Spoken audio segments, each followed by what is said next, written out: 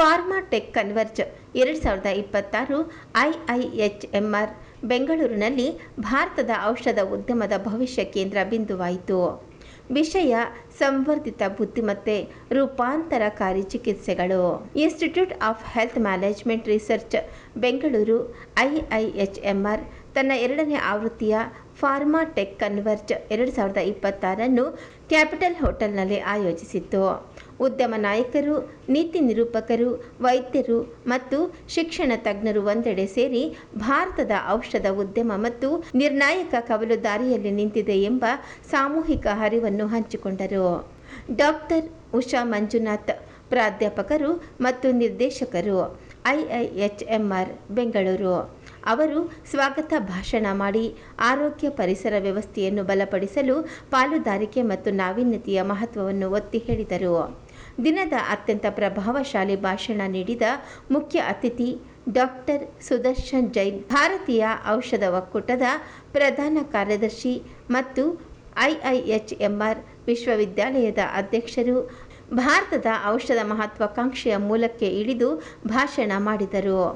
ಔಷಧ ಕ್ಷೇತ್ರವನ್ನು ವಿಕಸಿತ ಭಾರತ 2047 ದೃಷ್ಟಿಯೊಳಗೆ ಇಟ್ಟು ಅವರು ಪ್ರಮಾಣ ಆಧಾರಿತ ಜನರಿಕ್ ಕೈಗಾರಿಕೆಯಿಂದ ಉಚ್ಚ ಮೌಲ್ಯದ ನಾವೀನ್ಯತೆ ನೇತೃತ್ವದ ಉದ್ಯಮಕ್ಕೆ ಬದಲಾಗಬೇಕು ಎಂದು ಕರೆ ನೀಡಿದರು. ನೋವೊ ನಾರ್ಡಿಸ್ಕ್ ಇಂಡಿಯಾದ ಕಾರ್ಪೊರೇಟ್ ಉಪಾಧ್ಯಕ್ಷ ಮತ್ತು ವ್ಯವಸ್ಥಾಪಕ ನಿರ್ದೇಶಕರಾದ ಶ್ರೀ ವಿಕ್ರಾಂತ್ ಶ್ರೋತ್ರಿಯಾ ಅವರು ಜಾಗತಿಕ ಆರೋಗ್ಯ ವ್ಯವಸ್ಥೆಯ ಅಸಮರ್ಥತೆಗಳಿಗಾಗಿ ವಾರ್ಷಿಕ $200 ಶತಕೋಟಿ ನಷ್ಟವಾಗುತ್ತಿದೆ ಎಂಬ ಆಘಾತಕಾರಿ ಅಂಕಿಯನ್ನು ಮುಂದಿಟ್ಟರು. ಇತರ ಗಣ್ಯ ವಕ್ತಾರರು doctor S D Gupta, IIHMR society ಅಧ್ಯಕ್ಷರು, ಶೈಕ್ಷಣಿಕ ಪಠ್ಯಕ್ರಮಗಳು ಉದ್ಯಮದ ವಾಸ್ತವತೆಗಳೊಂದಿಗೆ ತಕ್ಷಣ ಹೊಂದಾಣಿಕೆ ಆಗಬೇಕೆಂದು ಒತ್ತಾಯಿಸಿದರು. ಭಾರತ ಜಾಗತಿಕ ಜೆನೆರಿಕ್ ಔಷಧಿಗಳ 20% ಮತ್ತು ಲಸಿಕೆಗಳ 50% ನೀಡುತ್ತದೆ ಎಂಬ ಅಂಶವನ್ನು ಸಾಧನೆ ಮತ್ತು ಜವಾಬ್ದಾರಿ ಎರಡರ ದೃಷ್ಟಿಯಿಂದ ಉಲ್ಲೇಖಿಸಿದರು. ಪ್ರೊಫೆಸರ್ ಎಸ್ ಸದಾಗೋಪನ್, ಐಐಎಚ್ಎಂಆರ್ ಬೆಂಗಳೂರಿನ ಗೌರವ ಪ್ರಾಧ್ಯಾಪಕರು ಮತ್ತು ಐಐಐಟಿ ಬೆಂಗಳೂರಿನ ಮಾಜಿ ನಿರ್ದೇಶಕರು, ಭಾರತದ ಸಾಫ್ಟ್ವೇರ್ ಗುರುತಿನ ರೀತಿಯಲ್ಲೇ ಔಷಧ ಕ್ಷೇತ್ರದಲ್ಲೂ ಜಾಗತಿಕ ಗುರುತು ನಿರ್ಮಿಸಬೇಕೆಂದು ಕರೆ ನೀಡಿದರು. ಮಾತ್ರೆ ತೆಗೆದುಕೊಂಡರೆ ಭಾರತ ನೆನಪಾಗಲಿ. ಬೆಂಗಳೂರು ಏಕಕಾಲದಲ್ಲಿ ಐಟಿ ಮತ್ತು ಬಯೋಟೆಕ್ ರಾಜಧಾನಿ ಎಂದು ಅವರು ಬಣ್ಣಿಸಿದರು. ಮಿಸ್ ರುಬಲ್ ಸಬರ್ವಾಲ್ ಅಡ್ವೈಸರಿ ಸಂಸ್ಥಾಪಕರು, ಎಐ ಅಳವಡಿಕೆಯ ಕೊರತೆ ಸಮಸ್ಯೆಯಲ್ಲ, ಬದಲಿಗೆ ತಂತ್ರಾತ್ಮಕ ಎಐ ಅನ್ವಯದ ಕೊರತೆ ಮುಖ್ಯ ಸಮಸ್ಯೆ ಎಂದು ಸ್ಪಷ್ಟಪಡಿಸಿದರು.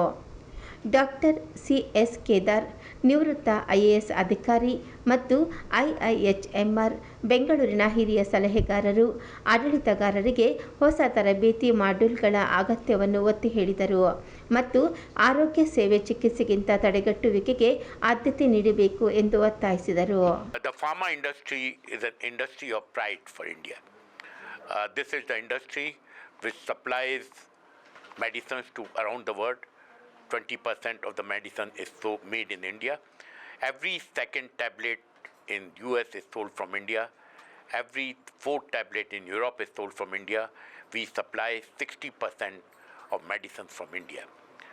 This sector will continue to grow and we reach by 2047, $450 billion.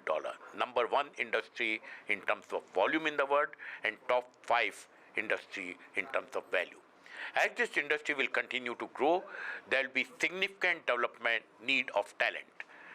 And what this center wishes to do is provide high quality talent, pharma talent, both to pharma industry, to global capability centers for CDRMO, which are going to be the future going forward.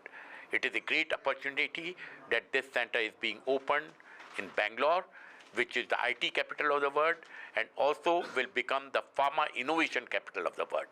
So what this center will do is provide high quality talent which is well versed in technology, which is well versed in pharma domain knowledge and will make difference to this country. All the very best, and I would like to congratulate the director of this institute, Professor Usha Manjunath, who has taken this big step after setting up the courses on hospital and health management as well as digital analytics. All the very best to you. ನನ್ನ ಹೆಸರು ಉಷಾ ಮಂಜುನಾಥ್ ಅಂತ.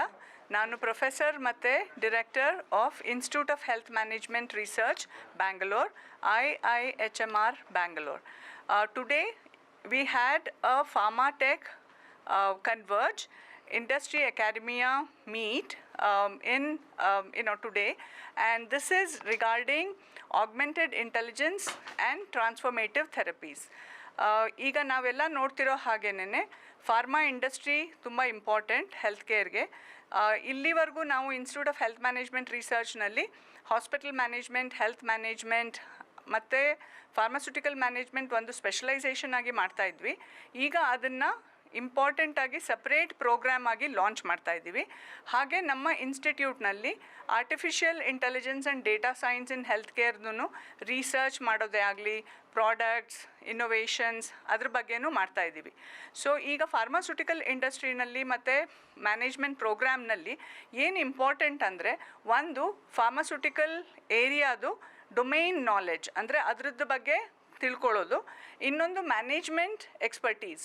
ಇವಾಗ ರೆಗ್ಯುಲೇಟ್ರಿ ಇರಬಹುದು, marketing ಇರಬಹುದು, communication ಇರಬಹುದು, ಹಲವಾರು ಇರುತ್ತೆ ಮ್ಯಾನೇಜ್ಮೆಂಟ್ನಲ್ಲಿ. ಅದ್ರ ಬಗ್ಗೆನೂ ಸ್ಟೂಡೆಂಟ್ಸ್ಗೆ ಟ್ರೈನ್ ಮಾಡ್ತೀವಿ. ಇನ್ನೊಂದು ಈಗ ಮುಖ್ಯವಾಗಿ ಟೆಕ್ನಾಲಜಿ ಎಂಟ್ರಾಗಿದೆ. ಇವಾಗ ಎಲ್ಲರೂ ಇವಾಗ ಮಾತಾಡಿದ ಹಾಗೆ ತುಂಬ ಟೆಕ್ನಾಲಜಿ AI ಇರ್ಬೋದು ಅಥವಾ ಬೇರೆ ಥರ ಟೆಕ್ನಾಲಜಿಗಳನ್ನು ತುಂಬ ಫಾರ್ಮಾಸ್ಯೂಟಿಕಲ್ ಇಂಡಸ್ಟ್ರಿಗೆ ಬಂದಿದೆ. ಅದ್ರ ಬಗ್ಗೆನೂ ಮ್ಯಾನೇಜ್ ಮಾಡೋಕ್ಕೆ ಇಂಪಾರ್ಟೆಂಟ್ ಬೇಕಾಗತ್ತೆ. ಅದನ್ನು ಎಲ್ಲರೂ ಸ್ಟೂಡೆಂಟ್ಸ್ಗೂ ಹೇಳ್ತೀವಿ. ಹಾಗೆ ಫಾರ್ಮಾಸ್ಯೂಟಿಕಲ್ ಮ್ಯಾನೇಜ್ಮೆಂಟಲ್ಲಿ ಈಗ ನಾನು ಹೇಳ್ದಂಗೆ technology as well as importance of AI as well as pharma domain and management knowledge. So ಇದು ಮೂರು ಇಂಪಾರ್ಟೆಂಟ್ ಪಾರ್ಟ್ ಈ ಪ್ರೋಗ್ರಾಮ್ನಲ್ಲಿ ಮಾಡ್ತಾ ಇದ್ದೀವಿ. India is known as the IT power, and Karnataka, especially Bangalore, is considered as the Silicon Valley for IT. Now, what we are foreseeing is in the pharmacy, we are also going to become the future Silicon Valley, where we'll have a lot of research, development and studies on medicine in the coming days. So we are seeing that 4 to 5 years down the line, we'll be also called Silicon Valley of pharmacy. For that, we need manpower. We need people who know the technology as well as the pharmacy and the management. All the three are to be trained. So that's why IHMR has taken the lead to start such a course where you get pharmacy, where you get AI, because AI is today changing the whole way. Today even medicines can be done for individual, what we call personalized medicine. Based on genetic analysis, specialty medicines can be developed. Biosimilars are being developed. So we are ITBT capital already. So this will enable people who are specialized in this sector and in management are going to be provided by this school.